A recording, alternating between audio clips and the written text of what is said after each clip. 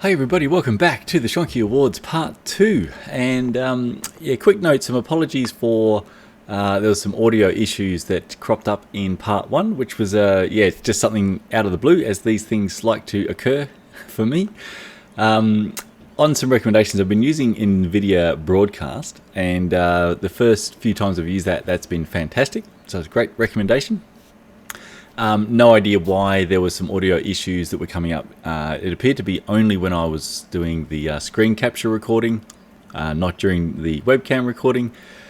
So no idea. Today I will not use the broadcast, and fingers crossed. It's pretty weird in that it doesn't show up on my takes in the media files on the editing software, but it appears when I've exported it that it just has that sort of glitchy catching sound. So pretty weird. Anyway, see how today goes. Apologies for last week.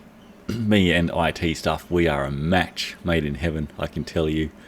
And just while we're here, final update for the previous computer issues that many of you tried to assist with regards to my super laptop overheating. After all recommended fixes didn't resolve, I took that to a laptop repair place that was recommended to me in Adelaide. They've had a play, and they also cannot work out why the CPU is overheating. There's no apparent reason for it, and the Alienware Area 51M laptop is supposed to have this awesome cooling system. It looks awesome. There's all this beautiful copper cooling system that the CPU is connected to via the thermal paste. You know, that's been redone by myself and them, and it still just immediately overheats. They advised we could replace the entire, cooling unit, but it's a bit of a Hail Mary in that they don't know why it wouldn't be working, as it is. So I'm not going to bother spending the money on that. So pretty disappointing. I'll email, obviously, Dell. I think Dell, and I could be incorrect, but I've heard a fair bit that their customer support or service is a little bit in the realms of that. But for a $6,000 laptop, only 3 years old, to just be basically on the fritz, despite having some fandangled cooling system. If it's on the fritz, just running basically Google, Excel, and Outlook, as opposed to any high-end gaming, something's gone pretty amiss. So disappointing there, but I'll write to them anyway. It'll be out of warranty, but give them some feedback. But overall, thank you everybody for the help on that. It couldn't be fixed, and even the laptop repair people have no idea why the CPU is overheating. So it's a pretty random, weird thing. And that, again, is pretty much me and IT computer stuff. I am overall very lucky in life. When it comes to electronic things, not so much. If there's a Garmin that is going to have issues, I will have that Garmin. If there's a computer that's going to have issues, I will have that. Same with power meters and so on. Anything sort of high-end electronic has about a 500% greater chance of being faultier on the fritz if I'm the owner than anybody else. It is one of the fun aspects of being me. And just while we're here, final update for the previous computer issues that many of you tried to assist with regards to my super laptop overheating. After all recommended fixes didn't resolve, I took that to a laptop repair place that was recommended to me in Adelaide. They've had a play, and they also cannot work out why the CPU is overheating. There's no apparent reason for it, and the Alienware Area 51M laptop is supposed to have this awesome cooling system. It looks awesome. There's all this beautiful copper cooling system that the CPU is connected to via the thermal paste. That's been redone by myself and them, and it still just immediately overheats. They advised we could replace the entire, cooling unit, but it's a bit of a Hail Mary in that they don't know why it wouldn't be working, as it is. So I'm not going to bother spending the money on that. So pretty disappointing. I'll email, obviously, Dell. I think Dell, and I could be incorrect, but I've heard a fair bit that their customer support or service is a little bit in the realms of that. But for a $6,000 laptop, only 3 years old, to just be basically on the fritz, despite having some fandangled cooling system. If it's on the fritz, just running basically Google, Excel, and Outlook, as opposed to any high-end gaming, something's gone pretty amiss. So disappointing there, but I'll write to them anyway. It'll be out of warranty, but I'll give them some feedback. But overall, thank you everybody for the help on that. It couldn't be fixed, and even the laptop repair people have no idea why the CPU is overheating. So it's a pretty random, weird thing. And that, again, is pretty much me and IT computer stuff. I am overall very lucky in life. When it comes to electronic things, not so much. If there's a Garmin that is going to have issues, I will have that Garmin. If there's a computer that's going to have issues, I will have that. Same with power meters and so on. Anything sort of high-end electronic has about a 500% greater chance of being faultier on the fritz if I'm the owner than anybody else. It is one of the fun aspects of being me. And finally, before we get to it, quick apologies. A bunch of clips have actually been recorded for today's video last week, which will have the same audio issue. Apologies for that. It's pretty much the week before Christmas. I'm already really pushing to try to get today's vid out. I just don't have time to try to retake those videos. I've got to push on, so there'll be some audio issues still on the screen capture clips. So apologies again for that. Random computer stuff is me. Thanks for bearing with me if you do. And going forwards, we'll hopefully get things back to being smooth and me sounding awesome. Okay, first cab off the rank for the Shonky Awards Part 2 is very sadly Wolftooth's WT1, and it does pain me to have a Wolftooth product in the Shonky Awards. Overall, I believe that Wolftooth have a very strong reputation, rightly so, for great products, great quality. I think they're a very good company. They should not be sullying their good name. I guess two fronts with this. Number one, with the product, because its performance is pretty terrible, and two, with the marketing that they have behind this product, which is definitely, unfortunately, coming into the realm of Shonky.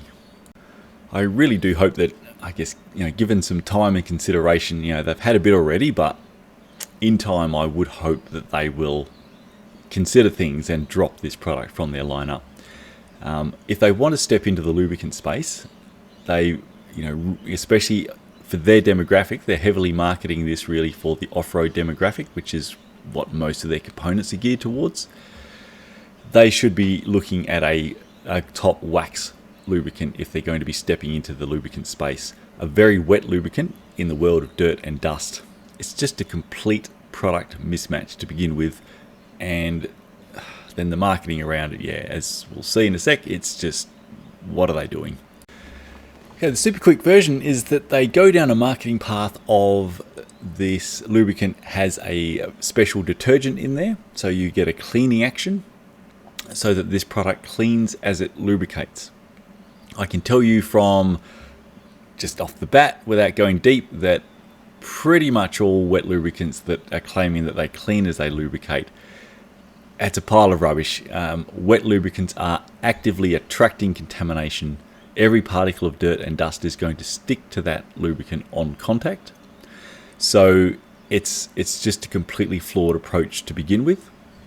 It is very much like me saying, look, I'm going to just stab you 1,000 times a minute, but I'm going to give you a packet of Band-Aids.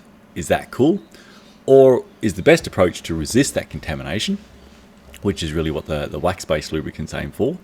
So an approach of avoiding being stabbed 1,000 times a minute is probably the better approach than allowing that to occur and have someone give you a pack of Band-Aids. The basic premise falls over further really when, in their video, they state that first the detergent performs cleaning action and then the lubricating properties take over.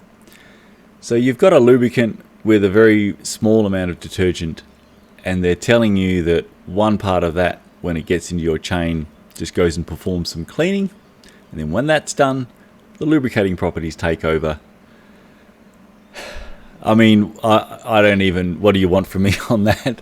If you believe that, and this is what disappoints me with obviously Wolftooth saying stuff like this, there is just no way that they can believe that themselves. A layperson shouldn't believe that is actually going to occur like that.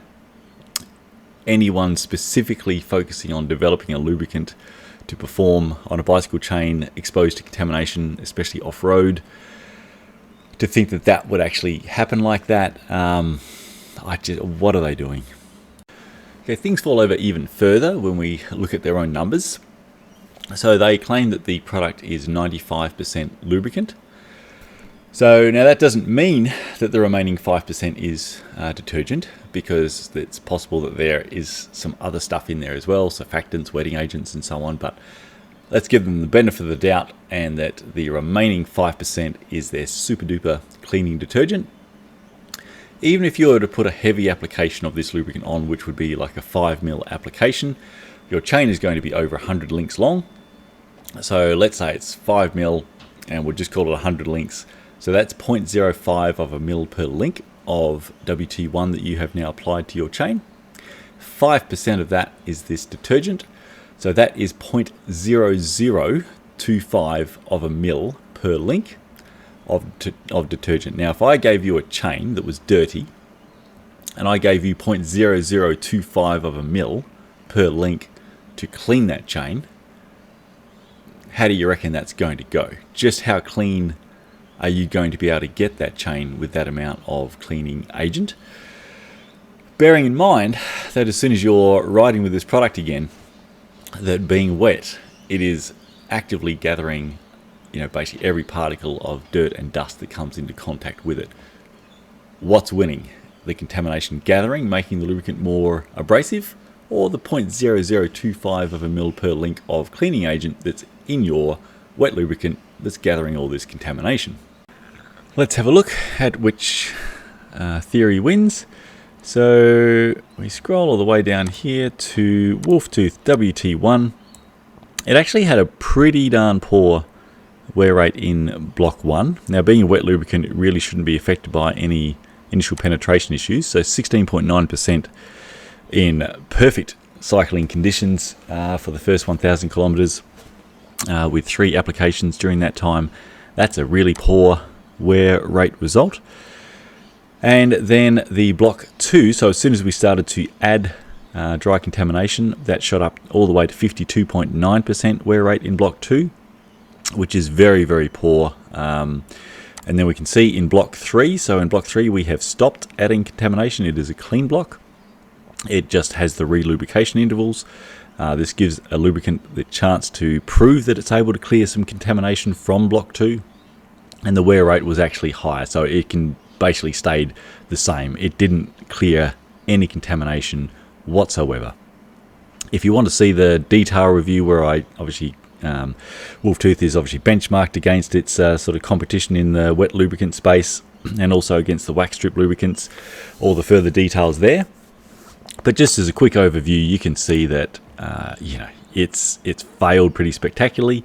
It obviously gathers contamination very readily, and the cleaning agent does 0 to deal with that contamination, pretty much just as the numbers, basic logic and physics would tell you is going to be the case. So all up, if I sort the results by block 2, we have Wolftooth WT1 in 33rd place out of basically 40 lubricants tested. It is a big fail. Right, so yeah, Wolftooth's WT1, it's really, I guess, a poster child to me of wet lubricants that are claiming that they clean as they lubricate via detergent or other cleaning agent, and that they just simply do not. If you ever see a wet lubricant claiming that it sort of cleans as it lubricates, you can raise some pretty, have highly raised eyebrows against that claim. There are some exceptions, so there are some very good wet lubricants on the market. But what generally makes them extremely good is that they are the least wet lubricants. They are able to provide outstanding lubrication inside the chain where it's needed via a very small application of the wet lubricant, and so be the least wet on the outside, which will just gather contamination. And the wetter the wet lubricant is, so the more wet your chain is with a wet lubricant, not only does it gather contamination much more readily, you are providing that contamination a great pathway to travel from outside the chain to inside the chain. This is really where the wax, be it immersive solid wax lubricants on your chain or many wax strip lubricants that's set to a semi-solid or a paste, They have much higher contamination resistance because most of the dust that sticks to those chain lubricants, it's from the static electricity of the chain whizzing through the air. So you'll have dust stick to your frame and wheel rims and so on for the same reason, even though you don't lubricate those. So there will always be some dust that is going to stick to the outside of the chain, even on a solid lubricated chain. But they just don't provide that pathway to get from outside the chain to inside the chain. It's a little bit like if you were to go for a swim. Swimming in water is pretty cool. Water's wet and you can swim through that. Go to a quagmire that's, the mix is sort of maybe 70% mud, 30% water. It's a tough swim. So, and if it's a solid, we generally don't swim too well through solids. So that's really a very key difference. And obviously when the key thing with a bicycle chain lubricant, where you've got massive high pressures inside the chain from your pedaling load, you want awesome lubrication on the parts inside the chain so that they A, don't cause friction, and B, aren't wearing the chain and then therefore your components. Obviously not having abrasive contamination in there being pressed onto and abrading the parts of your chain inside under hundreds to thousands of psi. That's the aim of the game. And this is why the wax lubrication, or wax strips, immersive waxes are just really dominating so much now, especially for off-road. Wet lubricants, especially very wet lubricants, and the world of off-road, it is a product mismatch. So if that has to be a chosen path, there are cases where that may need to be someone's chosen path. But in general, it's a very big issue for wet lubricants. And I think this is where some try to step into the market with claims that don't worry, we got stuff in there, it's going to clean as it lubricates, and that is just a false promise. And in my view, it is in all cases a knowing false promise. And the last bit to wrap up the shonkiness factor of this product is, Wolftooth have apparently worked with a company called SCC to develop this product. So, and you can tell from their marketing spiel in their video, if you ever watch that there's been a whole bunch of that going on. So as part of that, obviously there will have had to have been, one would think, quite extensive testing, both sort of lab, tribology and real world. The performance of WT1 really, especially off-road, it's so poor that there's just no way that this couldn't have been picked up. Unless the only lubricants they were comparing Wolftooth against in their field testing were, muck-offs and sort of some of the finish lines and similar. I mean, comparing it against really any notable, decent competitor, the wear rates of their chains from field testing are just going to be, it's just not even going to be a competition as compared to something like a Synergetic or a Rex Black Diamond, things like that. It's a different world altogether. I mean, we're talking many factors lower wear. So I have no idea how this product would have passed testing. And again, I just have no idea how this product has ended up with Wolftooth's good name on it.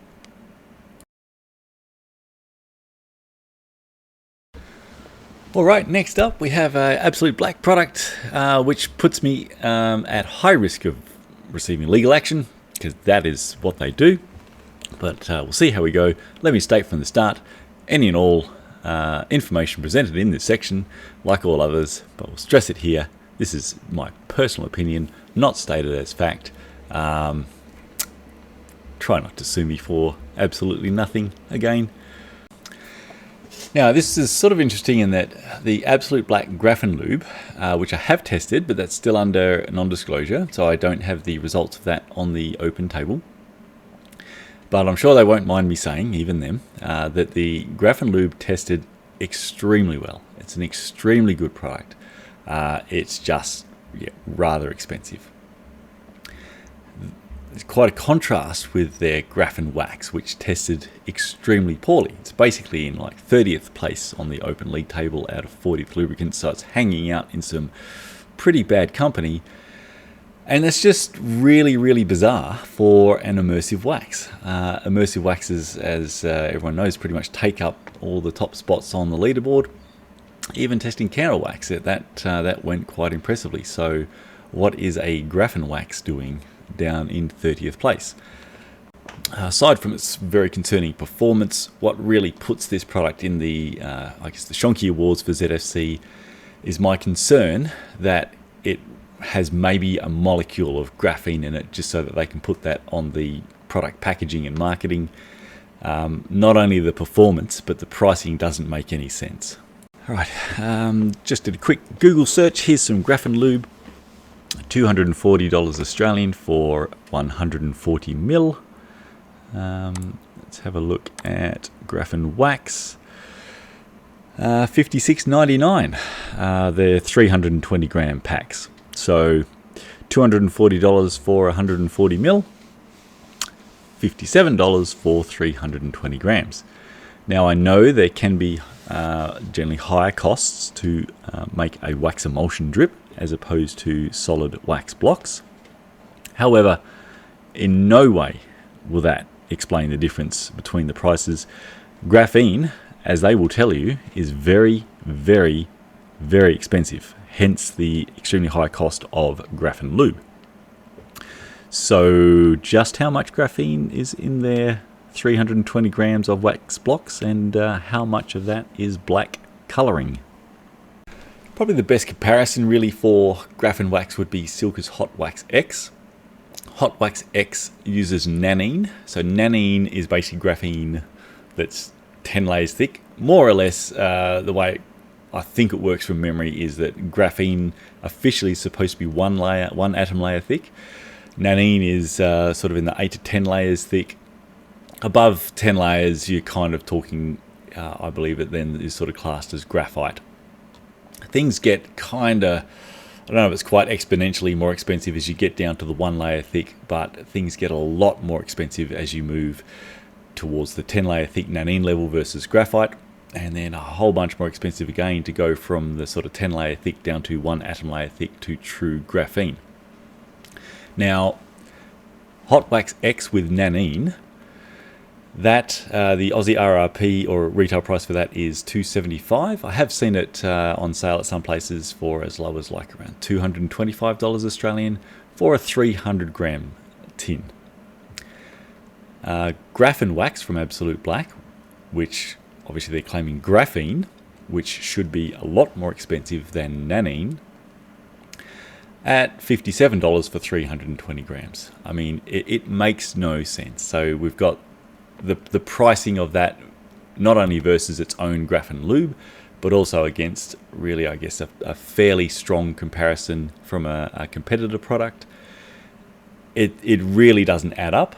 The only thing that adds up really for that price and the concerns with regards to how much graphene is in the product is its really poor performance as well. So we'll have a quick look at that, but I mean, just based on some logic around the pricing, you tell me how much graphene is in Absolute Black's Graphenwax.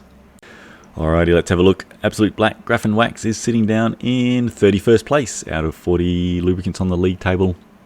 That is sorted as at the end of the block 4, so 4,000 kilometers into the test at the end of the wet contamination block, sorry. That is as far into the test as it made it, and it was way over the test wear limit by that point. So the test wear limit is for chains to reach 0.5% wear, which is the recommended replacement mark. So it was basically at 188.7% wear.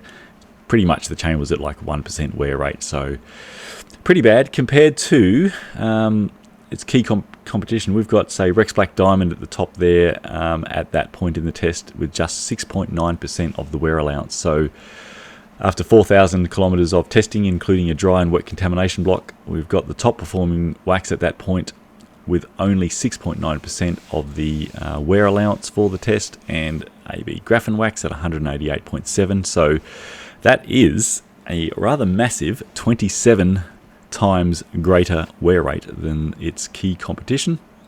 And obviously the other top products are, you know, sitting right up there with extremely low wear rates. You know, M Speed Wax New Formula at 10.8%, Silka Hot Melt at 14.6%.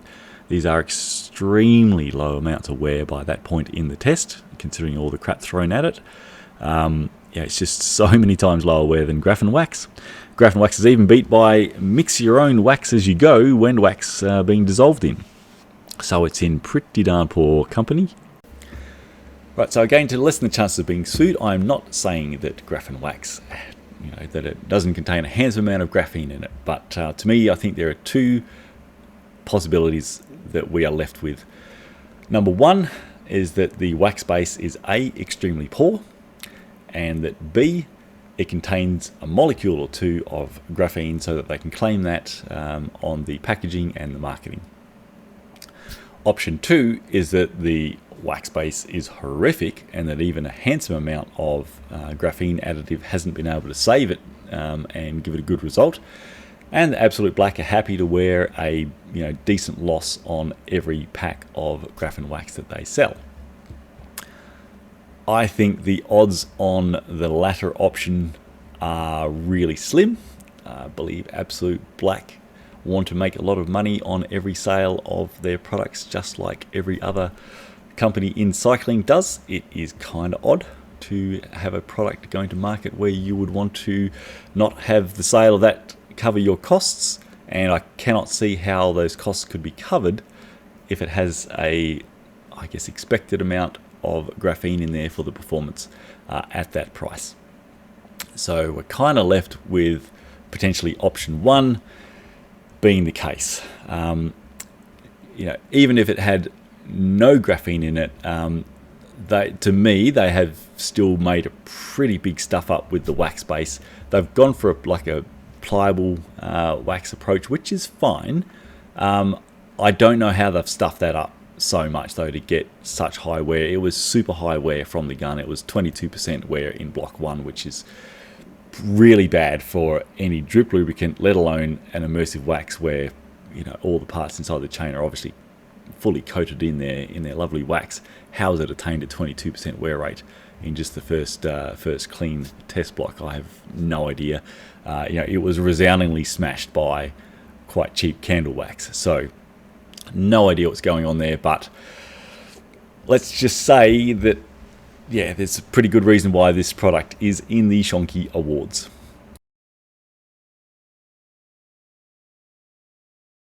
Okay, next we have Finish Line ceramic wax. This one is such that it was so completely useless in the test that I can really barely even class it as a chain lubricant. It was so poor that, it only made it as far as block 1, and the result was so bad that I can't even extrapolate any further data from that to model it out for sort of blocks 2, block 4, cost to run. It's just completely blown it off the charts. Right, so just before we get to the results on this one, to put them into proper perspective, I need to give you a very quick, overview again, if not aware of what the sort of standard protocol is for the zero friction cycling test through block 1, which is just the start. There's no contamination. It is just 1,000 kilometers in what are basically perfect conditions because it is in an air purified workshop indoors. The chain is strip clean, same as is always done. And then the lubricant is applied as per the manufacturer instructions. In this case, it's a pretty heavy application, so I applied basically around 10 mil. That is very heavy. You have excess just dripping off all over the place because it's all running right through the chain. You work it in, wipe the excess, and it's given an overnight set because it is meant to have a lot of that carrier evaporate and become sort of more like a clean waxy film with supposedly some ceramic in there to give you some awesome wear protection. So that was done. It is quite clean. Got to give it that. It's really clean. So it does kind of, you have a lot of the excess carrier that evaps off and you're left with a very clean chain. However, so normally the standard protocol for block 1, so really almost all lubricants, there's very few exceptions to this. They are tested in that the first interval, it is 400 kilometers long in the large chainring and cog 4. That takes 12 hours and 15 minutes. It is relubricated then as per the manufacturer instructions. And then the second interval is 200 kilometers in the small chainring and cog 1, which takes 11 hours and 6 minutes. It is re-lubricated again and run in the large chainring and cog 5, which takes 11 hours and 12 minutes to do the final 400 kilometers of the 1,000 kilometer block 1. So within that 1,000 kilometers, there are typically 3 lubrications, the initial and 2 points on its way to reaching 1,000 kilometers. It takes basically around, sort of close enough to 34.5 hours to of actual run time. So, we're looking at about 11.5 hours as an average per interval that a normal lubricant treatment would need to, survive to get to its next lubrication point all okay. Finish line ceramic wax was so far short of that. The chain was very dry sounding by sort of around the 50 to 60 kilometer mark. And by the 100 kilometer mark, there was a decent amount of noise going on, starting to hear some metal on metal squeaking. So the treatment was completely and utterly done really by the 100 kilometer mark.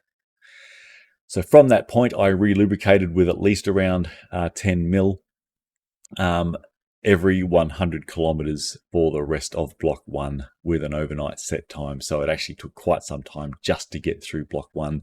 And I went through pretty much 2 of the smaller bottles of the finish line ceramic wax lubricant. So we'd gone through a fair old whack of lubricant, and even with that, it was not lasting the very short 100 kilometer intervals, and the wear rate was pretty much a disaster. I didn't want to shorten it further because it would have taken forever to get through, and just more and more bottles of the finish line lubricant.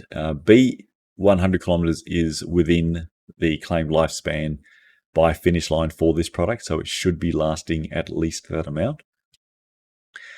But see, practicality wise, we're sort of talking around about a sort of 3-hour treatment lifespan there, and in reality it was done well before that. We're looking at a product where on the test machine it had at best around a 2-hour treatment lifespan in perfectly clean conditions.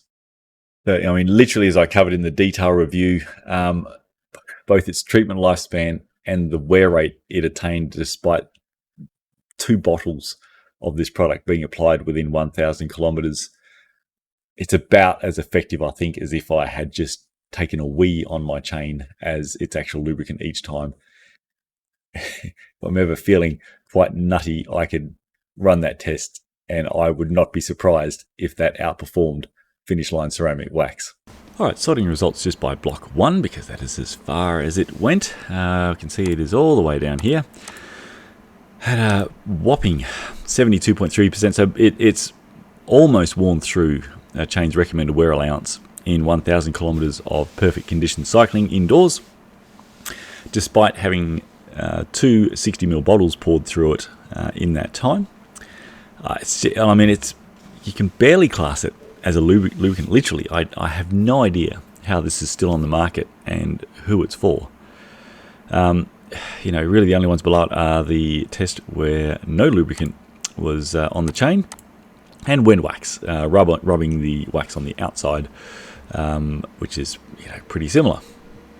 So if we compare it to, I guess, something at the top, like we can see that Silk is synergetic at 0%, and that's a sort of 1 to 2 mil application each time. And Rex Black Diamond wet lube, due to the extreme longevity of that product, they actually specifically requested that to be tested with just the single application for each 1,000 kilometer no contamination block, and just 2 applications during the contamination blocks. Normally in the contamination blocks there are 7 re-lubrication points through those blocks. So with just 1 application of basically 1 to 2 mil, Rex Black Diamond sitting there at 2.3% wear at the end of the 1,000 kilometers versus 10 applications of 10 mil at 72.3. So it's just, I'm really at a loss for words on this one. It's a quick pick of the product, so you can kind of see that there's the supposedly waxy goodness down the bottom with, I'm sure, a heavy amount of well-proven high-performance ceramic additives. and then a lot of carrier. So what you apply is really mostly carrier with a very, very, very small amount of actual lubricant going into your chain. Yes, obviously, to me, this is a product I don't think it should even exist on the market. Like, is it even a lubricant? And look at the lifespan and wear rates in perfect indoor cycling for very short intervals. What if somebody's using this off-road where some dust can be impacting treatment lifespans, or in wet conditions? I mean, if you're riding in wet conditions, I am pretty certain that the water will by far be doing more of the lubrication than the actual finish line ceramic wax. I think both the observations during the test, the amount that I had to apply, and the wear rates, it is just the shonkiest lubricant out there, because it is so poor. It's practically, you can't even class it as an actual lubricant. You know, despite literally pumping two 60ml bottles through it, so 120ml of product through it in 1,000 kilometers, it's only just beaten the test where the chain was stripped, cleaned, and run with zero lubrication. So, wow. And just while we're on finish line, it was too good to resist. From a good comment on the Shonky Awards Part 1, from Larry T at Cycle Italia. I don't get many conspiracy theory stuff come through, so it's fun when they do. You've got plenty of time to slime on various products, but still are too busy to get around to testing Finish Line Green, the wet lube. Or have I missed that? I'm starting to wonder if you are afraid of this cheap find it anywhere oil might not be so terrible. So saying I don't have time to test is a cop-out. So that's awesome input. Thank you, Larry. You can see I've given Larry a nice detailed reply there as to why the Finish Line Green has not yet been tested. If you want to go to the Shonky Awards Part 1 and read that. But considering I've already wasted some good testing time on the ceramic wax, and also like the Finish Line dry red bottle was actually better than I expected. However, still well away from being a product that we would ever look to stock and recommend. I don't have high hopes for green. But obviously, if I do get around to testing green, and I have a bottle of it here, I bought it after I saw that one of the pro teams was sponsored by Finish Line, and they highlighted that product. So it's on my long list. I hope to get to it one day, but it may not be next year, or I'm not sure when. But rest assured, obviously, if it tests as a top product worth stocking and recommending, what would happen is I would stock it and recommend it. The more products that are awesome that I can stock and sell, if I'm selling more products, that obviously you make money on selling products at a profit, because you buy them at a wholesale price and you sell them at the retail price. The more great stuff I have to sell, the better for the ZFC retail side. And there are quite a decent, segment of the market that still has trouble stretching to paying sort of $50 for a bottle of lubricant. There's only a few of the top ones really that we stock that are, in the more normal price ranges, such as like Smooth and Effetto's Flower Power Wax, that are in the they're both in the sort of $20 mark. Having more awesome products at that range would be fantastic. If I thought that Finish Line Green had remotely a decent chance of being that product, it would have been well up the test list so far. So there's that and a whole lot more, but yes, thank you, Larry. I'm not testing Finish Line Green because I'm scared that it's going to be good. That is a great input for the channel. Thank you. Okay, and we'll quickly wrap up the Shonkies with a couple of Shonky people. First one is the infamous Durianrider. So we just sort of can't really, wrap up this first edition Shonky Awards without him after his shenanigans this year. Alright, we're not going to spend much time at all on this very bad man. Anything like this will be just catnip to him. He'll be doing cartwheels because any and all attention or something to react to and attack back on, he lives for this stuff. So this will make his day. But I felt that especially after all the stuff that he's done through this past year, he's made probably at least 10 videos attacking zero friction cycling, that he's worth just a quick highlight. And just, I guess, to stress from my side, I mean, again, just do your own research. You don't have to look very far or very hard at all to see that this is a very bad man. And I'm fairly passionate in general about just, too much bad shit keeps happening, from bad people, because good people don't do anything. Now, not advocating that you have to try to, tackle this guy head on with comments or whatever. I don't advocate for that at all. Just in general in life, sometimes, helping fight against bad people or bad companies doing bad things is as simple as not supporting those bad people and bad companies.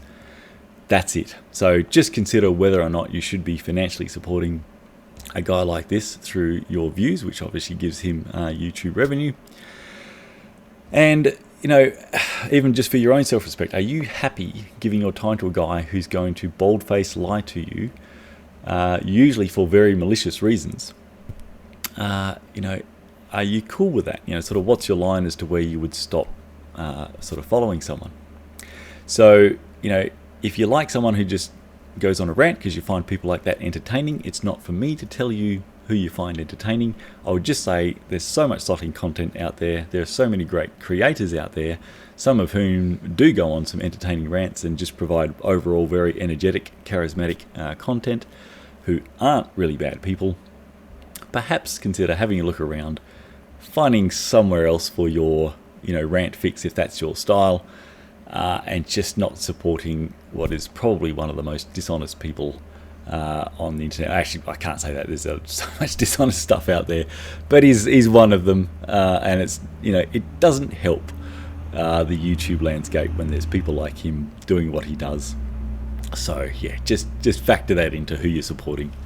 And sorry, I really should clarify, because it's him. Don't make sort of comments to him to help in the fight against very bad people. He lives for this stuff. So he has countless user IDs and accounts, and creates countless more all the time. The amount of time he must spend on harassing anyone who says anything, it's quite phenomenal.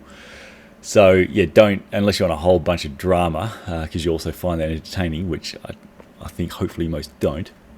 Yeah, it's what we're calling for is just consider not actively supporting. That's it. Don't tackle head on, because he is something special. Alright, I think that will do. Hope you enjoyed the Shonky Awards Part 1 and 2, if you watched those, and found them, I guess, both informative and interesting. I find it still quite, I guess, amazing that the lengths that manufacturers will go to market a product to you, that, sometimes the claims versus just basic logic and physical realities, let's just say they're happy to stretch those at times at your expense. I think it definitely bears remembering that it is such a crowded segment of cycling. Like, it is such a competitive space. There are countless, we well over 1,000 cycling lubricant products and more practically every day coming to market, trying to secure their own slice of the market and get your business. And they're able to do so with really no restrictions at all placed on their marketing claims. It's an area that remains, I guess, a bit exciting from a performance versus marketing claims perspective, because there's really no, I guess, official regulatory oversight. A lot of consumer segments have protections with regards to false advertising or misleading advertising claims.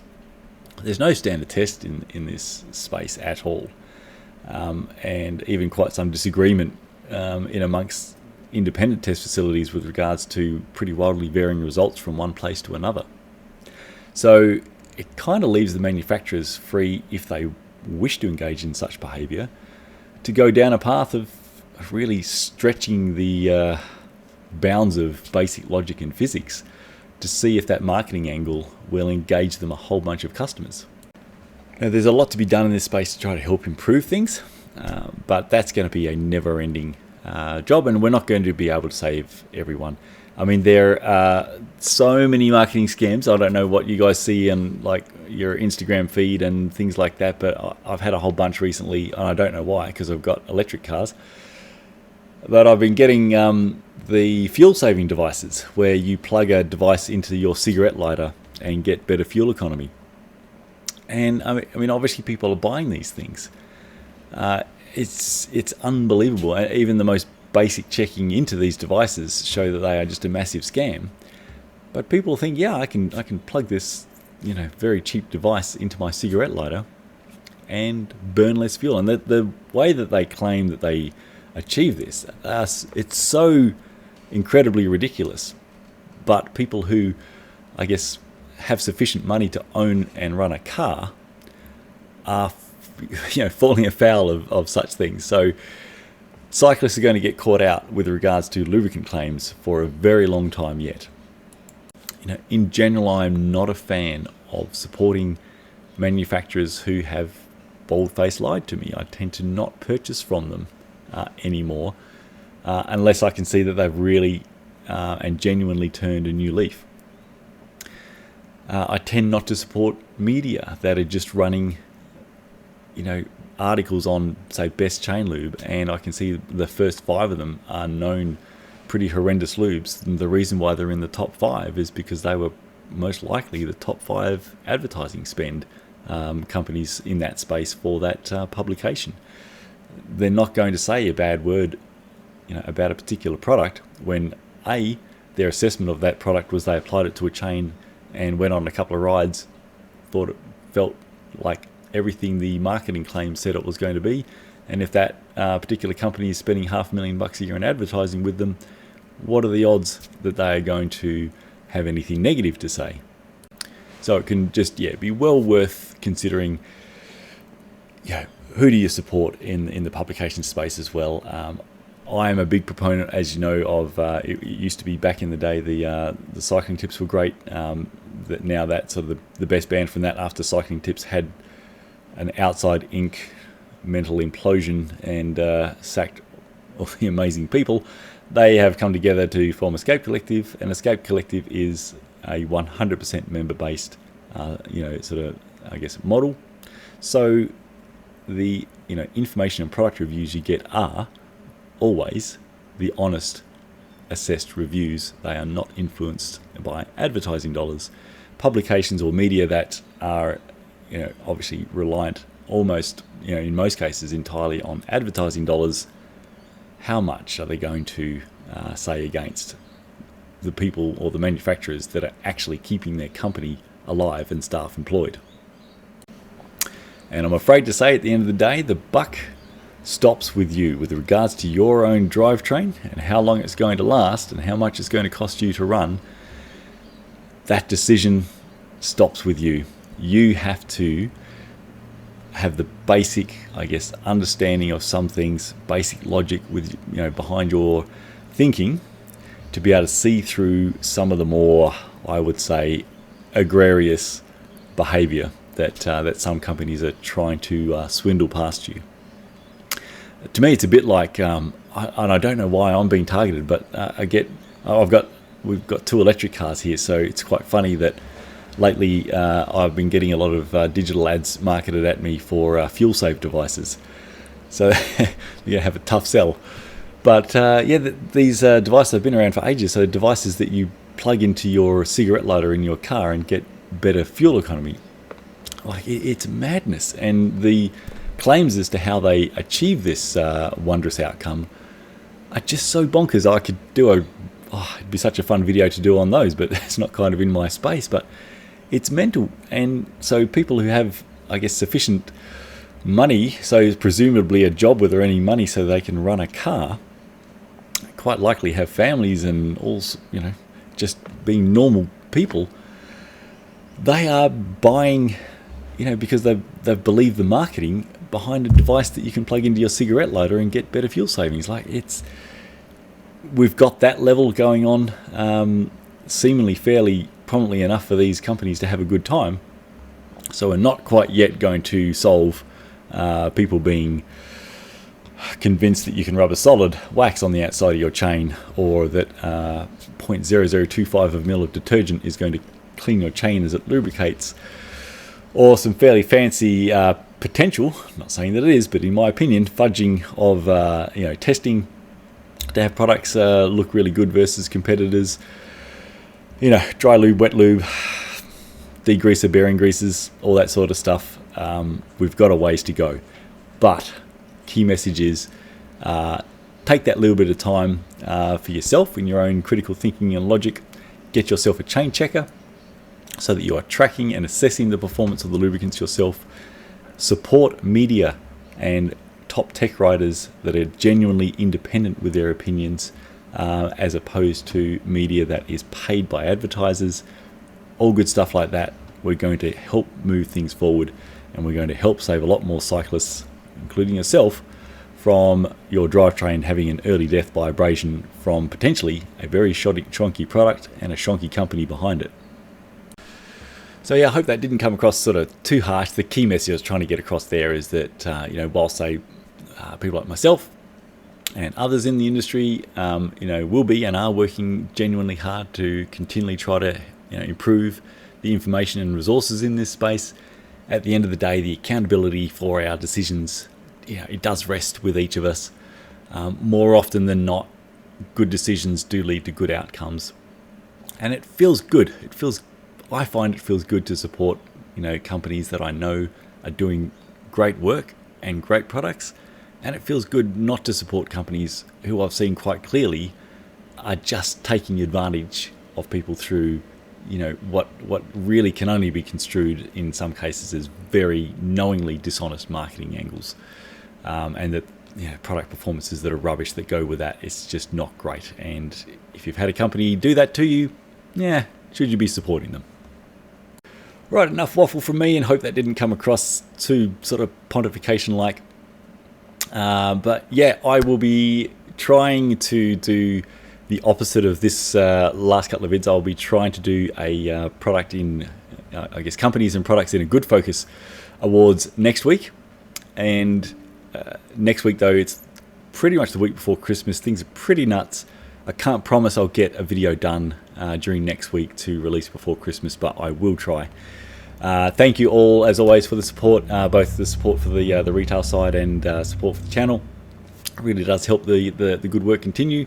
We're having a very fun time trying to keep up on all fronts, so that's always a good fun challenge, and have a great fun time with our little hobby business here. And yeah, aside from that, if I don't speak to you again next week, have a great Christmas. If I do, just have a great weekend of cycling this weekend, and I will try to talk to you again soon.